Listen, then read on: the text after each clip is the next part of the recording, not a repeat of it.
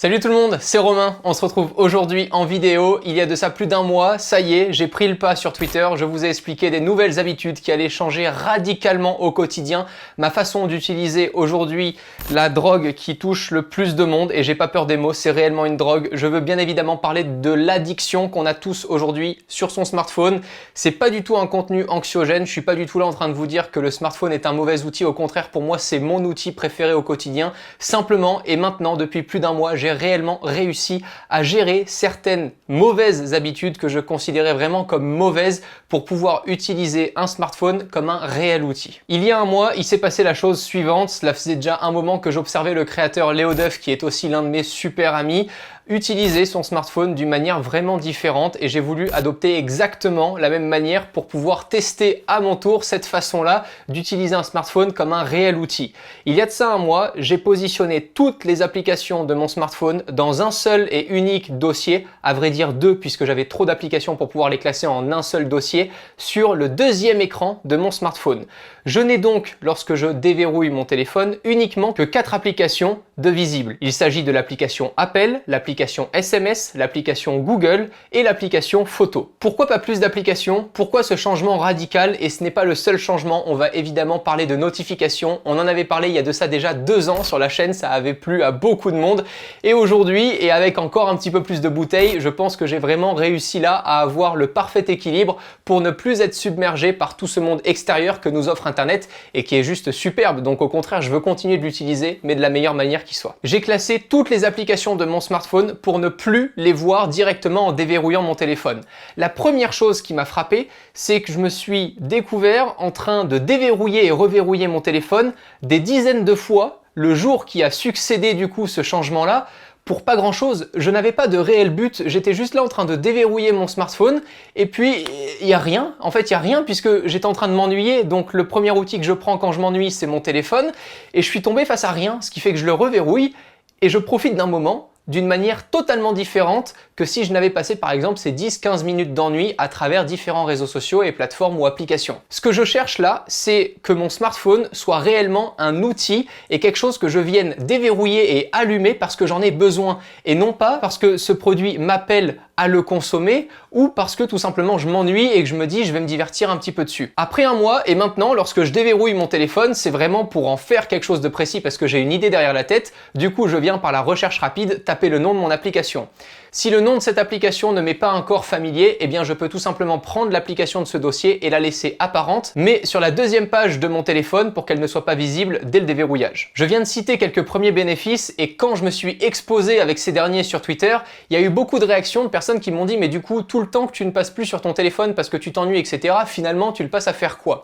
Aujourd'hui, ce que j'ai compris avec cette façon d'utiliser là mon smartphone, c'est que le temps me réappartient concrètement. Je ne suis plus là en train de donner mon temps facilement à plein de réseaux sociaux ou d'applications qui me le demandent, et on va y venir après, ça fait partie de la vidéo. Je suis vraiment là dans une prise de temps personnelle. Si je m'ennuie pendant 15 minutes, eh bien je vais réapprendre à aimer l'ennui. Je pense que c'est finalement de cette manière-là qu'on apprend à se réennuyer, c'est en aimant ça. Aujourd'hui, combien de personnes n'ont plus passé réellement 5 minutes à s'ennuyer sans rien toucher chez eux? Très peu. Et c'est la première réflexion que je fais avec cette nouvelle habitude-là, c'est que quand je m'ennuie, eh bien je m'ennuie, c'est tout, c'est pas grave. Je prends un papier, un stylo, je peux réfléchir à ce que j'ai fait la veille, à ce que je veux faire le lendemain, à mes prochains objectifs. Vraiment, c'est totalement différent. En fait, je ne suis plus là juste à allouer du temps parce que je me suis dit que c'était naturel et parce que c'est une drogue, donc on s'en rend pas compte. C'est comme un fumeur, il se rend pas compte qu'il allume une clope. Quand ça fait 20 fois par jour que tu l'allumes, bah c'est normal. Et au final, de déverrouiller un téléphone, pour beaucoup de gens, quand t'attends par exemple un rendez-vous dans la rue, qu'est-ce que tu fais? Tu prends ton téléphone et puis t'es sur ton téléphone, t'attends. Parce que tu te dis, ça fait un peu tâche d'attendre les mains dans les poches, là, t'attends ton rendez-vous. Mais non, c'est pas grave. Profite. C'est pas parce que tu t'ennuies que tu es obligé de voir ce qui se passe ailleurs dans le monde. Prends un temps dans ta journée pour accéder à des applications Google News, les réseaux sociaux, pour que tu puisses dans ce temps-là y consacrer réellement et pleinement ton cerveau pour savoir ce qui se passe dans le monde entier. Mais là actuellement, t'attends ton rendez-vous, t'as pas grand-chose à faire. Regarde ce qui se passe aux alentours, regarde les bâtiments, regarde l'architecture. Enfin, il y a plein de choses à observer aujourd'hui que son smartphone. Et je n'en suis encore qu'aux prémices puisque ça fait tout juste un mois que j'ai changé radicalement pour ces nouvelles habitudes. Au-delà d'avoir classé toutes mes applications pour qu'elles ne soient plus visibles lorsque je déverrouille mon smartphone, qu'est-ce qu'il en est des notifications?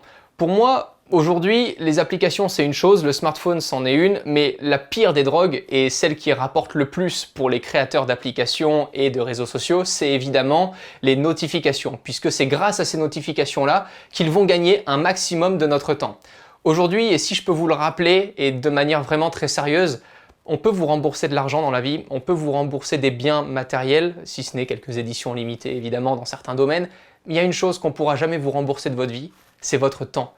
Le temps que vous passez sans l'avoir décidé sur des applications, c'est ce qui vaut de l'or aujourd'hui. Et vraiment, je parle en connaissance de cause puisque je suis moi-même le premier à vous dire d'activer les notifications sur la chaîne YouTube, à suivre ce qui se passe sur les réseaux sociaux. Vous inquiétez pas, je vais en prendre aussi un petit peu pour ma pomme dans quelques minutes. Qu'est-ce qui s'est passé de mon côté avec ces notifications? De manière très claire, aujourd'hui, toutes les applications dont je ne suis pas maître des notifications qui vont m'être envoyées, elles sont entièrement désactivées. Je vais prendre des exemples. Des applications telles que Uber Eats, American Express, Coinbase pour suivre l'actualité des crypto-monnaies, tout ça, ce sont des applications dont je suis le seul décisionnaire sur si je veux recevoir une notification parce que le cours du Bitcoin a augmenté, si je veux recevoir une notification parce que je viens de faire un paiement en ligne avec American Express. Toutes ces applications, je le conçois et je l'accepte de recevoir des notifications parce que pour moi, ce sont des news importantes. Maintenant, toutes les applications qui me génèrent des notifications dues à l'activité du monde extérieur sans que je le décide, ça dégage. WhatsApp, Facebook, Messenger, YouTube, TikTok, Snapchat, j'en ai cité tellement. Discord, Skype, et la plus grande, et la plus incroyable, celle qui a le plus de pouvoir, les emails. Après avoir écouté ça, vous devez sûrement vous dire déjà comment on fait pour me contacter dans ma vie perso et également comment est-ce que vous faites à suivre l'actualité de certains groupes Facebook ou de certaines conversations à plusieurs sur WhatsApp pour ne rien louper. Je pars d'un principe simple, c'est que au départ ça va vous faire super bizarre de désactiver beaucoup de notifications, de changer radicalement vos habitudes, ça va vous faire bizarre. J'ai eu par exemple le retour de certains potes proches qui me disaient oui mais moi par exemple tu vois dans un groupe Facebook, un samedi à 17 h, il y a des copains qui peuvent me dire que je peux les rejoindre à 19 h pour dîner, ça m'aurait embêté de louper ce dîner. Pourquoi? Si tu n'y as pas pensé toi-même, si tu attends la notification de quelqu'un d'autre pour te proposer un dîner, est-ce que tu as réellement envie d'aller à ce dîner-là? Si c'est pas toi qui as choisi d'ouvrir Messenger pour aller sur ton groupe et demander à tes potes s'ils sont dispo ce soir pour faire quelque chose, est-ce que finalement ça a une réelle utilité ou est-ce que c'est juste parce que tu as peur de te retrouver tout seul un samedi soir et que tu n'acceptes pas le fait de t'ennuyer et de te retrouver tout seul avec toi-même pour faire le point sur ce dont tu as envie? Je pense que c'est plutôt une petite paranoïa de la part de ces gens-là de se dire « Ah finalement, je serais resté chez moi, je vais pas faire grand-chose. » Mais c'est pas grave. Ne pas faire grand-chose en étant tout seul et en le décidant, pour moi, ça a beaucoup plus d'impact que de faire beaucoup de choses sans l'avoir voulu avec plein d'autres personnes. Après toutes ces notifications de désactiver, comment font les gens de mon entourage pour me contacter? De mon côté, c'est très simple. Vous m'envoyez un SMS, vous pouvez attendre au maximum 3-4 heures pour avoir une réponse de ma part. Vous m'appelez une fois, vous pouvez attendre une réponse soit par SMS ou une question par SMS ou alors que je vous rappelle dans les 2 heures environ. Si je reçois maintenant 2 appels consécutifs en moins de 5 minutes, considérez que je vais vous rappeler dans les 10 minutes qui suivent ou que vous allez avoir de mes nouvelles dans les 5 minutes par SMS parce que je vais considérer cette action comme urgente. Ça me permet aujourd'hui d'allouer exactement le strict minimum de mon temps pour des choses qui en valent vraiment la peine. Une conversation WhatsApp que je loupe, c'est pas grave. Si c'est urgent, il m'appelle. Si c'est urgent, il a le numéro de mes associés. Si c'est urgent, on sait toujours faire quand c'est urgent. Mais aujourd'hui, pour moi, c'est pas grave si quand je suis en train de travailler sur une vidéo, si je réponds pas à une notification WhatsApp qui arrive là dans les 10 minutes, c'est pas grave. La personne va très bien s'en sortir tout seul, sinon il n'aurait pas utilisé ce moyen de contact pour pouvoir me parler. Je vous explique vraiment ma philosophie de vie aujourd'hui. Je suis pas du tout en train de vous dire là de tout accepter et de tout faire parce que c'est la meilleure des manières. Aujourd'hui, je vous expose juste une manière un petit peu plus radicale pour vous tester. Est-ce que vous êtes réellement drogué au smartphone? Est-ce que vous avez réellement besoin aujourd'hui de tout ce que votre smartphone vous envoie comme information chaque jour? N'oubliez pas aussi que vous pouvez gérer vos notifications avec ou sans sonnerie. Je prends l'exemple de WhatsApp sur lequel communiquent beaucoup de personnes aujourd'hui. Il serait intéressant pour vous d'activer uniquement les notifications bandeau sur WhatsApp. Donc quand vous avez un nouveau message, il y a le bandeau qui apparaît et qui disparaît. et désactiver la sonnerie pour éviter que des applications qui ne sont pas méga urgentes ne vous dérangent. C'est la manière plus soft d'adapter et de gérer vos besoins en fonction des applications que vous utilisez. Jusqu'à là, je vous ai pas encore vraiment tout dit. La pire des drogues, c'est pas forcément d'avoir des applications d'afficher, c'est pas d'avoir son téléphone d'ouvert, même si ça aide aussi à cette drogue de se transmettre plus rapidement. La pire des drogues et la plus efficace, ce sont les notifications badge. Vous savez ce petit badge quand vous avez un nouveau message ou ce badge qui vous indique combien vous avez de messages sur Messenger non lus. Celle-ci, c'est la pire des drogues. Pourquoi? Parce qu'elle fonctionne à 100% à chaque fois qu'elle s'affiche. Qu'est-ce qui se passe dans votre cerveau quand il y a un petit numéro qui s'affiche sur l'une de vos applications? Votre cerveau détecte cette notification comme une tâche que vous n'avez pas fait. Cette notification-là, ce petit 1, c'est une tâche. Vous avez oublié de faire quelque chose une fois sur cette application. Et lorsque vous allez ouvrir ce message pour le refermer ensuite, il va se passer quelque chose de magique dans tous les cerveaux des humains aujourd'hui. C'est une toute petite sécrétion de dopamine, exactement comme après une séance de sport. Vous voulez faire l'expérience? Créez-vous une tâche dans les 2 heures à faire. Vous prenez un petit bloc-notes, vous écrivez cette tâche-là, vous oubliez, vous revenez dans 1 heure et vous effectuez cette tâche-là et vous cochez sur votre bloc-notes le fait que cette tâche a été effectuée. Et observez cette sensation de toute petite sécrétion de dopamine à l'intérieur qui fait le « Ah, je l'ai fait ».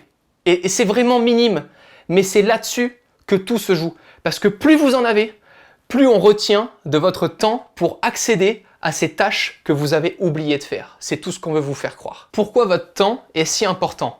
Qu'est-ce qu'on a à branler Facebook que toi, au fin fond de la Creuse, tu actives une de tes notifications ou pas? Toi, il en a rien à faire. Par contre, toi, plus toi, plus toi, plus toi, plus des millions de personnes au même moment qui réaccèdent à une application sans l'avoir voulu grâce à une notification, ça leur donne beaucoup plus de chances de vendre beaucoup plus d'espace publicitaire pour pouvoir vous afficher plus de publicité et rentabiliser au mieux l'application déployée gratuitement pour vous. Pour résumer cet intérêt qu'ont les réseaux sociaux aujourd'hui, il y a la citation de l'ancien PDG de TF1 qui a dit lors d'une interview: Or, pour qu'un message publicitaire soit perçu, il faut que le cerveau du téléspectateur soit disponible. Nos émissions ont pour vocation de le rendre disponible, c'est-à-dire le divertir, le détendre et le préparer entre 2 messages. Ce que nous vendons, nous, TF1, à Coca-Cola, c'est du temps de cerveau humain disponible. Ce que je suis en train de faire là avec vous, c'est de rendre votre cerveau disponible et apte à mieux interpréter les publicités qui vont s'afficher juste après cette vidéo avant que vous n'en consommiez une autre. C'est à ce moment-là que je suis le plus mal placé pour aborder ce sujet-là avec vous. Dans la plupart des vidéos, je vous demande de vous abonner, je vous demande d'activer les notifications sur la chaîne YouTube, mais il y a une chose que je ne vous demande pas, c'est d'être réellement maître de vos décisions. Vous n'êtes pas obligé, juste parce que vous avez aimé une vidéo, d'activer les notifications sur toutes les vidéos de la chaîne YouTube. Ça marche exactement pareil pour tous les autres contenus que vous allez regarder. Aujourd'hui, et pour réaliser cette vidéo, j'ai réussi à recueillir des chiffres qui sont vraiment significatifs sur les 90 derniers jours sur cette chaîne YouTube, la chaîne YouTube Tech News et Test. Il y a 70 000 vues sur les 90 derniers jours qui proviennent des notifications de l'application YouTube. Il y a 47 000 vues sur les 90 derniers jours qui proviennent de ceux et celles qui ont activé la cloche sur la chaîne YouTube. Ce que j'en conclus en faisant la soustraction des 70 000 vues provenant de l'application YouTube et les 47 000 vues provenant de la notification spécifique de la chaîne YouTube, c'est qu'il y a 23 000 vues en 90 jours qui ont été générées sur la chaîne sans que les personnes qui font partie de ces vues-là n'aient décidé d'accéder à cette vidéo. Ils se sont retrouvés là tout simplement parce que YouTube leur a dit qu'il y avait une notification. Mais finalement, si vous n'étiez pas vraiment intéressé par cette chaîne et par la vidéo que vous avez regardée, ben vous l'auriez jamais vu sur la notification YouTube. Est-ce que ça vous a réellement apporté quelque chose de voir la vidéo au moment où YouTube vous envoie la notification? Est-ce que c'est pas plus bénéfique de vous dire soit j'active les notifications sur cette chaîne YouTube et à condition de 2 notifications à peu près par semaine parce que je sors pas plus de vidéos que ça par semaine, parce que vraiment j'affectionne les vidéos et j'ai du temps libre ou disponible pour pouvoir activer mes notifications à partir de certaines heures ou pas pour y accéder, mais sur les 23 000 vues restantes, je suis persuadé que leur temps aurait mieux été alloué à la tâche qu'ils étaient en train d'effectuer lorsque l'application YouTube les a notifiés d'une notification. À travers toutes ces conclusions, je suis pas en train de vous dire que le temps apporté aux notifications, vous allez uniquement le passer pour vous. Je dis simplement qu'en gérant mieux le temps que vous allouez à tout ce qui vous entoure, vous allez avoir du temps beaucoup plus concret pour chaque chose. Aujourd'hui, je préfère que vous veniez une seule fois par mois sur la chaîne YouTube et que vous puissiez visionner les 4 vidéos qui sont sorties dans le mois en étant attentif et avec de l'intérêt pour ce que vous regardez, plutôt que d'être à la bibliothèque en train de travailler sur un cours. Oh, il y a une notification. Vous allez ni bien travailler parce que vous venez d'être perturbé dans un temps de concentration et vous allez même pas non plus regarder la vidéo correctement parce que votre cerveau sera toujours à la tâche précédente qui n'est pas terminée. Si vous êtes déjà un adepte de ces méthodes-là, est-ce que vous avez essayé la méthode hardcore, c'est-à-dire activer le mode noir et blanc sur votre smartphone? Plus aucune couleur, plus aucune distraction. Vous avez l'impression d'accéder à une liseuse pour lire vos SMS. Et je vous assure que là, à part si vous en avez réellement besoin, vous n'ouvrirez plus jamais votre téléphone pour rien. Concernant mon temps d'écran, je suis passé, après avoir adopté cette méthode, à 3 heures environ par jour sur mon téléphone au lieu de plus de 5 heures par jour. J'ai tout de même gagné environ 2 heures par jour pour optimiser mon temps chaque jour. Pour vous aider également, sachez qu'aujourd'hui les smartphones vous proposent une application intégrée pour gérer votre temps d'écran. Vous pouvez aujourd'hui, pour vous aider à passer des steps sans devoir consommer 5 heures d'Instagram par jour, eh bien vous allez vous dire, tiens, aujourd'hui je vais essayer de consommer qu'1 heure, une demi-heure le matin, une demi-heure le soir. T'auras pas besoin de plus. De toute façon, plutôt que de checker un post toutes les 2 minutes, vaut mieux en checker 10 pendant 1 heure. Encore une fois, c'est vraiment le message que je veux vous faire passer. Ma conclusion est là et je vous mets au défi d'essayer de cocher un maximum de cases que je vous ai conseillées dans cette vidéo pour avoir vos retours sur les réseaux sociaux quand vous le souhaiterez, pour que je puisse du coup voir avec vous les bénéfices ou les gros points négatifs que cela a engendré chez vous. On se retrouve très vite quand vous déciderez à nouveau de m'offrir un petit peu de votre temps. Merci à tous, ciao tout le monde.